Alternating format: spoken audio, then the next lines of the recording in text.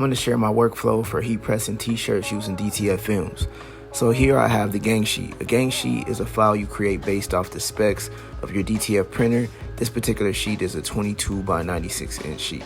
I like to lay out my files using Adobe Illustrator. Alright, depending on how many designs that you have printed on your gang sheet, you might have a long sheet like this one, or you might have a short one.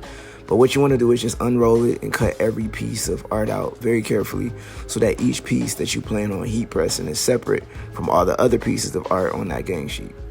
I'm going to do a job for another company, so I'm going to just cut out all the artwork that they sent me. Okay, so here I'm cutting out all the art for the back of the shirt.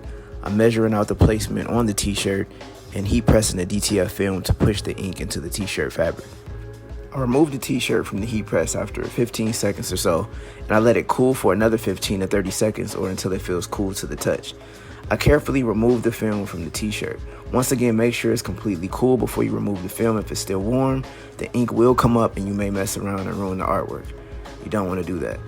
Now I'm taking it back and I'm putting it for another 15-second press just to make sure that that ink is really inside of the garment. Then I remove it, take it out, check it out. Looks great. I'll repeat the same process for the front design of the t-shirt. As you can see, it's a lot smaller than the front, and here we go. This is the end result.